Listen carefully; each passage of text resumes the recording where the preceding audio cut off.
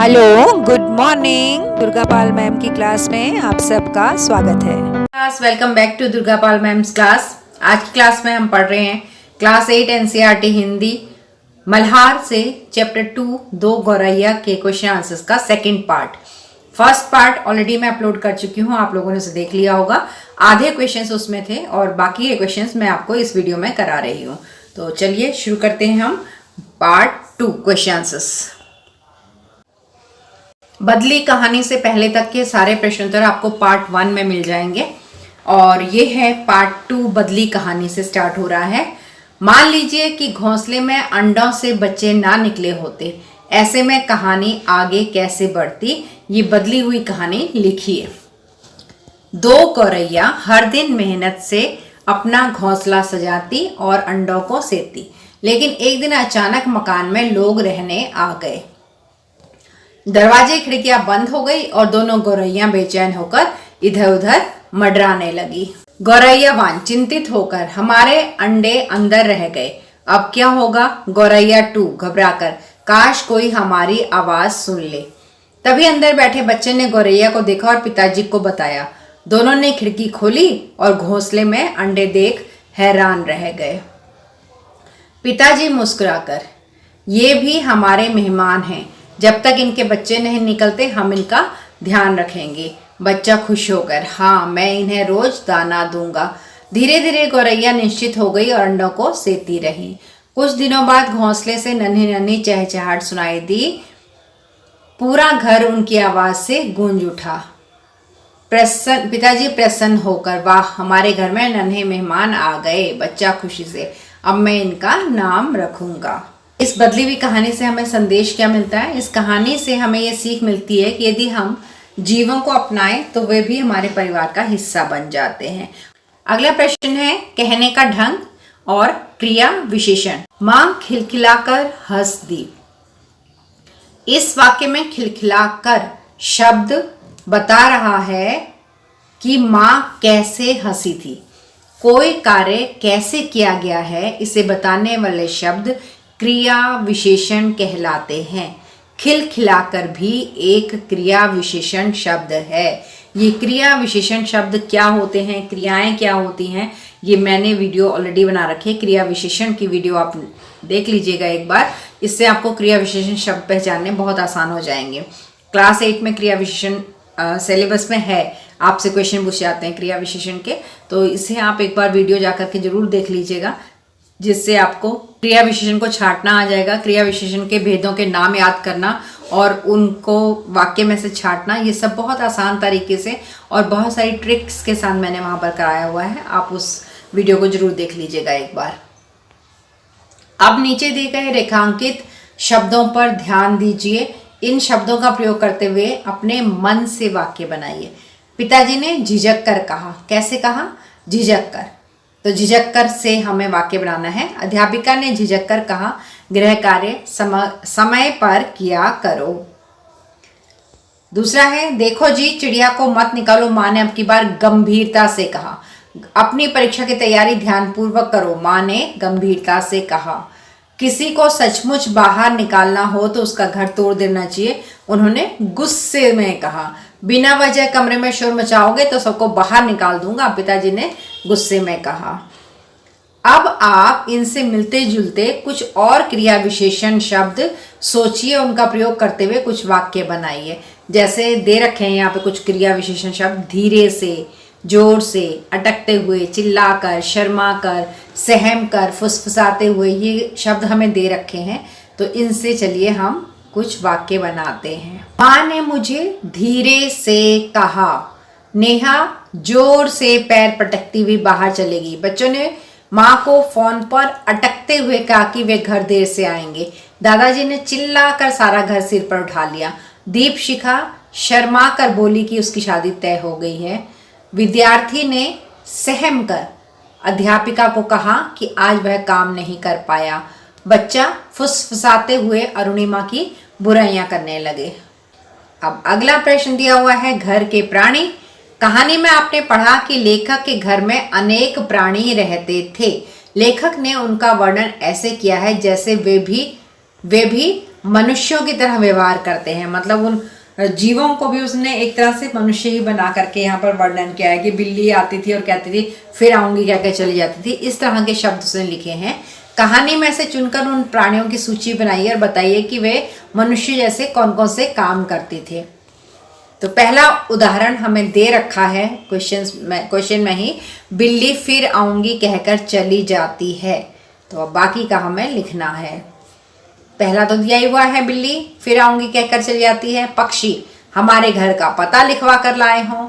चूहा शायद बूढ़ा है, उसे सर्दी बहुत लगती है। चींटियां फौज ही छावनी डाले बैठी हैं। गौरैया मजे से दोनों बैठी गाना गा रही हैं। अगला प्रश्न दिया है हेर फेर मात्रा का। माँ और पिताजी दोनों सोफे पर बैठे उनकी ओर देखे जा रहे थे। 2 बार और है, पहले इन्हें उड़ा देते फिर तो उड़ जाती। हल्का सा अंतर है शब्दों में। उपयुक्त वाक्यों में रेखांकित शब्दों पर ध्यान दीजिए। आपने ध्यान दिया होगा कि शब्द में एक मात्रा भर के अंतर से उसके अर्थ में परिवर्तन हो जाता है। अब नीचे दिए गए शब्दों की मात्राओं और अर्थों के अंतर पर ध्यान दीजिए। इन शब्दों का प्रयोग करते हुए अपने मन से वाक्य बनाइए। तो कई शब्द ऐसे होते हैं जिनमें सिर्फ एक मात्रा का फर्क होता है और एक मात्रा के फर्क से उन शब्दों के अर्थ बदल जाते हैं। इन्हें कहा जाता है श्रुति सम भिन्न आर्थक शब्द। सुनने में वे एक जैसे लगते हैं लेकिन इनके अर्थ अलग अलग होते हैं। पहला है नाच नाचा नचा। तो इनमें सिर्फ मात्राओं का फर्क है। बच्चा नाच रहा है। राम दोस्तों के साथ खूब नाचा। विद्या ने आते ही सबको नचा डाला। अगला है हार हरा हारा। आज रोहन फुटबॉल मैच हार गया। बाजार से हरा कपड़ा ले आओ। सुधांशु ने बहुत मुश्किलें देखी लेकिन अपने जीवन से कभी नहीं हारा। पिता और पीता, पिता का सम्मान करना सीखो। रोहित सदैव ठंडा दूध पीता है। चूक और चुक, जीवन में पहली बार मैं उसकी मदद करने से चूक गया मतलब रह गया। मेरा सारा उधार चुक गया मतलब उधार पूरा का पूरा उतार दिया। अगला है नीचा और नीचे। जीवन में कभी किसी को नीचा नहीं दिखाना चाहिए, अपमान नहीं करना चाहिए। प्रणय मेरे घर के नीचे रहता है। अगले 2 शब्द हैं सहसा और साहस। काम करते करते सहसा मुझे पिताजी की याद आ गई अचानक।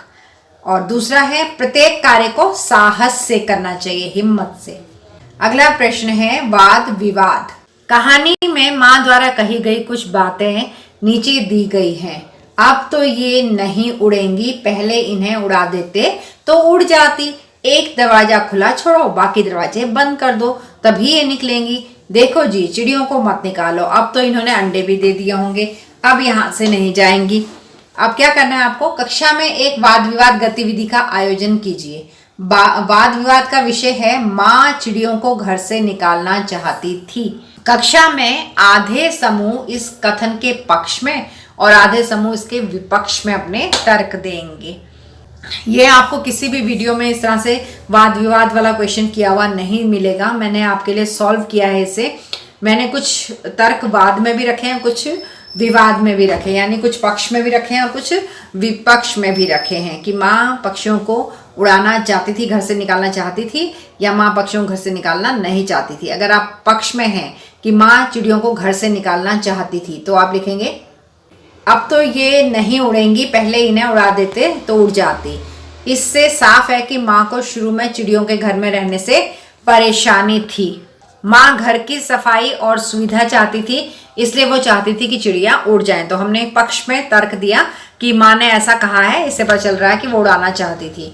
विपक्ष में माँ चिड़ियों को घर से निकालना चाहती थी, इसके विपक्ष में यानी कि वो नहीं निकालना चाहती थी। माँ ने कहा चिड़ियों को मत निकालो, अब तो उन्होंने अंडे भी दे दिए होंगे। इससे पता चलता है कि माँ को चिड़ियों और उनके बच्चों से प्यार था। माँ चाहती थी कि वे सुरक्षित रहें, इसलिए अंत तक माँ चिड़ियों को निकालने के खिलाफ ही रही। तो ये हमने विपक्ष में तर्क दिया है। अब है कहानी की रचना। कमरे में फिर से शोर होने लगा था। अब पर अब की बार पिताजी उनकी ओर देखकर केवल मुस्कुराते रहे। इस पंक्ति में बताया गया है कि पिताजी का दृष्टिकोण कैसे बदल गया। इस प्रकार यह विशेष वाक्य है। इस तरह वाक्यों से कहानी और अधिक प्रभावशाली बनती है। अब है प्रश्न, आपको इस कहानी में ऐसी अनेक विशेषताएं दिखाई देंगी। उन्हें अपने समूह के साथ मिलकर ढूंढिए और उनकी सूची बनाइए। कहानी में से ढूंढकर ऐसी विशेषताओं की सूची यहाँ पर बनाई गई है। वह शोर मचता है कि कानों के पर्दे फट जाएं, पर लोग कहते हैं कि पक्षी गा रहे हैं। इस पर पिताजी को गुस्सा आ गया। वह उठ खड़े हुए और बोले, देखता हूँ ये कैसे यहाँ रहती हैं। गौरैया मेरे आगे क्या चीज है, मैं अभी निकाल बाहर करता हूँ। तीसरा विशेषता है, पिताजी कहने लगे कि मकान का निरीक्षण कर रही है कि उनके रहने योग्य है या नहीं। और चौथा है कि माँ को ऐसे मौकों पर हमेशा मजाक सूझता है। हंसकर बोली, चिड़ियां एक दूसरे से पूछ रही हैं कि ये आदमी कौन है और नाच क्यों रहा है। तो ये विशेष वाक्य थे जिससे कहानी मनोरंजक बनी है। दूसरा प्रश्न है, इस कहानी की कुछ विशेषताएं नीचे दी गई हैं, इनके उदाहरण कहानी में से चुनकर लिखिए। कुछ विशेषताएं यहाँ पर लिखी हुई हैं और इनके उदाहरण कहानी में से लिखना है। पहली विशेषता है, किसी बात को कल्पना से बढ़ा चढ़ाकर कहना। कहानी में ये पंक्तियां आई हैं, जो भी पक्षी पहाड़ियों घाटियों पर से उड़ता हुआ दिल्ली पहुंचता है, पिताजी कहते हैं वही सीधा हमारे घर पहुंच जाता है, जैसे हमारे घर का पता लिखवा कर आया हो। दूसरा है, हास्य यानी हंसी मजाक का उपयोग किया जाना। माँ हंसकर बोली, चिड़िया एक दूसरे से पूछ रही हैं कि ये आदमी कौन है और नाच क्यों रहा है। तीसरी विशेषता है, सोचा कुछ और हुआ कुछ और। दूसरे दिन इतवार था, जब हम नीचे उतर कर आए तो वह फिर से मौजूद थी और मजे से बैठी मल्हार गा रही थी। चौथी विशेषता है, दूसरों के मन के भावों को का अनुमान लगाना। एक चूहा अंगीठी के पीछे बैठना पसंद करता है, शायद बूढ़ा हो गया है और उसे सर्दी बहुत लगती है। पांचवी विशेषता, किसी की कही बात को उसी के शब्दों में लिखना। घर में 3 ही व्यक्ति रहते हैं, माँ, पिताजी और मैं। छठी विशेषता, किसी प्राणी या उनके कार्य को कोई अन्य नाम देना। पिताजी कहते हैं कि यह घर सराय बना हुआ है, हम तो जैसे यहाँ मेहमान हैं, घर के मालिक तो दूसरे ही हैं। सातवीं विशेषता है, किसने किससे कोई बात कही, ये सीधे सीधे बताए बिना उस संवाद को लिखना। जो भी पक्षी पहाड़ियों घाटियों पर से उड़ता हुआ दिल्ली पहुंचता है, पिताजी कहते हैं वही सीधा हमारे घर पहुंच जाता है, जैसे हमारे घर का पता लिखवा कर लाया हो। तो ये विशेषताएं कहानी में मौजूद हैं। अगला प्रश्न है पार्ट से आगे, और ये प्रश्न अभ्यास का पेज नंबर 25 to 28 है। गौरैया ने घोंसले में से सिर निकालकर नीचे की ओर झांक कर देखा और दोनों एक साथ ची ची करने लगी। अब प्रश्न है आपके लिए कि आपने अपने घर के आसपास पक्षियों को क्या क्या करते देखा है। उनके व्यवहार में आपको कौन कौन से भाव दिखाई देते हैं। उत्तर है, मैंने अपने घर के आसपास कई पक्षियों को दाना चुगते, चहचहाते, अपने बच्चों को खाना खिलाते और घोंसला बनाते देखा है। इन पक्षियों के व्यवहार से मुझे कई बातें सीखने को मिली। जैसे पहला है परिश्रम, वे घोंसले के लिए तिनका तिनका घास और पत्तियां जोड़ते हैं। दूसरा है ममता, अपने बच्चों की रक्षा और देखभाल करते हैं। सहयोग, नर मादा दोनों मिलकर बच्चों की देखभाल करते हैं। सजगता, खतरे को भांपकर तुरंत प्रतिक्रिया देते हैं। अगला प्रश्न है, कमरे में फिर से शोर होने लगा था, पर अब की बार पिताजी उनकी ओर देख देखकर केवल मुस्कुराते रहे। कहानी के अंत में गौरैया का अपने घर में रहना पिताजी स्वीकार कर लेते हैं। क्या आप भी कोई स्थान या वस्तु किसी अन्य के साथ साझा करते हैं? उनके बारे में बताइए। साझेदारी में यदि कोई समस्या आती है तो उसे कैसे हल करते हैं? उत्तर है हाँ, मैं अपना कमरा अपने छोटे भाई के साथ साझा करता हूँ। हम एक ही मेज और अलमारी का इस्तेमाल करते हैं। कभी कभी झगड़ा हो जाता है, लेकिन हम आपस में बात करके हल निकालते हैं। अगर बात ना बने तो मम्मी पापा से मदद लेते हैं। साझेदारी से सहयोग और समझदारी जैसे गुण सीखने को मिलते हैं, जैसे कहानी में पिताजी ने गौरैया को अपनाया। अगला है, परिवार के लोग गौरैया को घर से बाहर भगाने की कोशिश करते हैं, किंतु गौरैया के बच्चों के कारण उनका दृष्टिकोण बदल जाता है। क्या आपके साथ कभी ऐसा हुआ कि किसी को देखकर या किसी से मिलकर आपका दृष्टिकोण बदल गया हो? हाँ, मुझे कुत्ता पालने का बिल्कुल शौक नहीं था, अच्छा नहीं लगता था। लेकिन एक दिन मेरी बहन एक कुत्ता ले आई। मैं उससे दूर दूर ही रहता था। थोड़े दिनों में वह हमसे बहुत प्यार करने लगा, घर की पूरी रखवाली करता था, कोई हमारे घर में पैर भी नहीं रख सकता था। तब मुझे उसकी संवेदनशीलता का पता चला और मेरा दृष्टिकोण बदल गया। अगला प्रश्न है, घोंसला बनाना चिड़ियों के जीवन का एक सामान्य हिस्सा है। विभिन्न पक्षी अलग अलग तरह के घोंसले बनाते हैं। इन घोंसलों में वे अपने अंडे देते हैं और अपने चूजों को यानी छोटे बच्चों को वो पालते हैं। अपने आसपास विभिन्न प्रकार के घोंसले ढूंढिए और उन्हें ध्यान से देखिए और नीचे दी गई तालिका को पूरा कीजिए। क्या सावधानी रखनी है? उन घोंसलों को हाथ नहीं लगाना, अन्यथा हो सकता है पक्षियों को, उनके अंडों को और आपको खतरा हो सकता है। ये बात मैं पहले बता चुकी हूँ आपको पिछली वीडियो में भी कि किसी भी पक्षी के घोंसले को हाथ नहीं लगाना चाहिए। तो ये हमें हेडिंग्स दे रखी हैं। घोंसले को कहाँ देखा, घोंसला किन चीज़ों से बनाया गया था, घोंसला खाली था या नहीं, घोंसला किस पक्षी का था, ये कैटेगरी बनाई है। तो पहला है, आम के पेड़ की डाल पर। किससे बना था? सूखे तिनके घास और पत्तियों से। अंडे थे? नहीं थे। किसका था? कबूतर का। दूसरा घोंसला कहाँ देखा? छत के कोने में। किससे बना था? कपड़े के टुकड़े, धागे और पॉलीथीन से। खाली था या अंडे थे? खाली था। किसका था? गौरैया का। तीसरा घोंसला कहाँ देखा? स्कूल के गेट के पास झाड़ी में, टहनियाँ, सूखे पत्ते और मिट्टी से बना था। उसके अंदर चूजे थे और वो मैना का घोंसला था। चौथा घोंसला देखा दीवार की दरार में, केवल सूखे तिनकों और रुई से बना हुआ था, खाली था, तोते का था। और पांचवा घोंसला देखा गया है पेड़ के खोखले तने में। किससे बना था? लकड़ी की छाल, पंख और सूखी घास से। अंडे थे? नहीं, नहीं थे।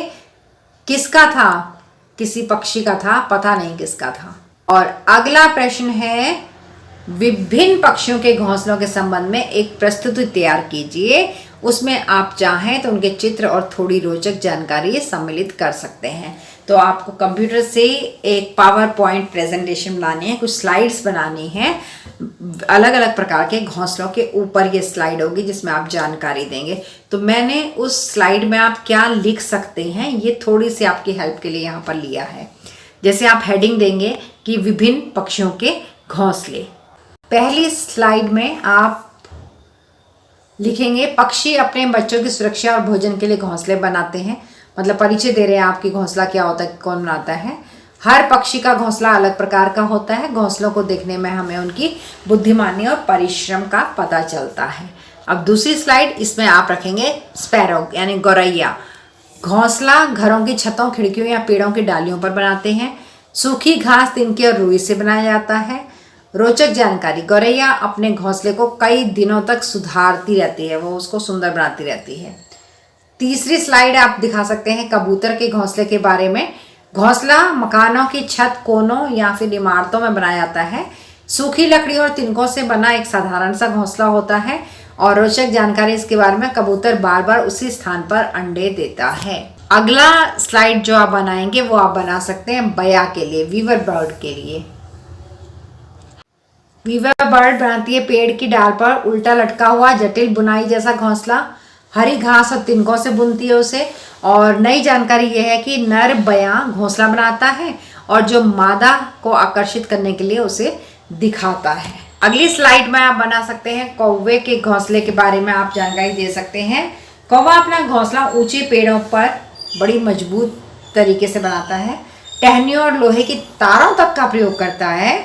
और रोचक जानकारी है, कौवा अपने बच्चों की बहुत सुरक्षा करता है। अगला घोंसला जो है वो है स्वेलो का, अबाबील का। घोंसला मिट्टी और घास को जोड़कर दीवारों या छतों पर बनाया जाता है। छोटे प्याले जैसी इसकी आकृति होती है।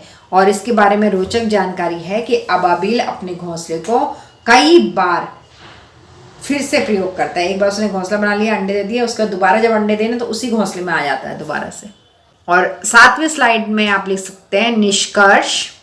इसमें आप लिखेंगे कि पक्षियों के घोंसले उनकी मेहनत, कला और प्रकृति से जुड़ाव को दर्शाते हैं।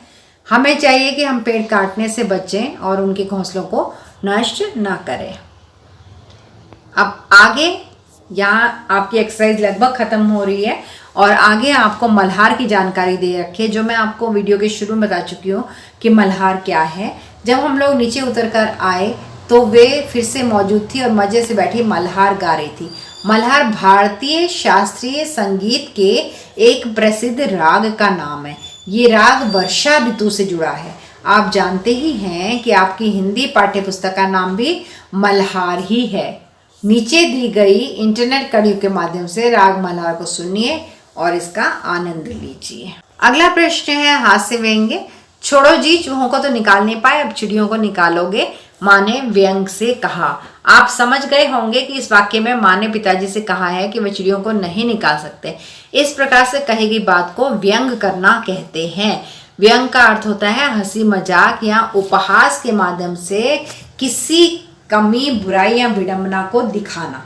व्यंग में बात को सीधे ना कहकर उल्टा घुमा फिराकर असंकेत रूप से कही जाती है ताकि उसमें चुटकीलापन भी हो और गंभीर सोच की संभावना भी बनी रहे। अनेक बार व्यंग में हास्य भी छिपा होता है। आपको इस कहानी में कौन कौन से वाक्य पढ़कर हंसी आई, उन वाक्यों को चुन करके लिखिए। अब चुने हुए वाक्यों में से कौन से वाक्य व्यंग कहे जा सकते हैं, उन पर सही का निशान लगाइए। उत्तर है, एक दिन 2 गौरैया सीधी अंदर घुस आई और बिना पूछे उड़ उड़कर मकान देखने लगी। नंबर 2, पिताजी कहने लगे कि मकान का निरीक्षण कर रही हैं कि उनके रहने योग्य है या नहीं। नंबर 3, माँ को ऐसे मौक़ों पर हमेशा मजाक सूझता है। हंसकर बोली, चिड़िया एक दूसरे से पूछ रही हैं कि ये आदमी कौन है और नाच क्यों रहा है। नंबर 4, बिल्ली फिर आऊँगी कहकर चली जाती है। नंबर 5, छोड़ो जी, चूहों को तो निकाल नहीं पाए, अब चिड़ियों को निकालेंगे, माँ ने व्यंग से कहा। 5वां वाक्य व्यंग में कहा गया है, जिसपे हमने सही का निशान लगा दिया। है आज की पहेली। नीचे दी गई चित्र पहेली में बिल्ली को चूहे तक पहुंचाइए। चलिए इसे पहुंचाते हैं हम। ये पहुंचा दिया हमने बिल्ली को चूहे के पास तक। यही एक रास्ता है जो बिल्ली को चूहे के पास लेकर जाएगा। बाकी 2 रास्ते तो बाहर जा रहे हैं, इसलिए इस रास्ते से बिल्ली चूहे के पास पहुंच जाएगी। Thanks for attending Durga Pal Ma'am's class. Please like, share, subscribe and don't forget to leave a lovely comment. Thank you.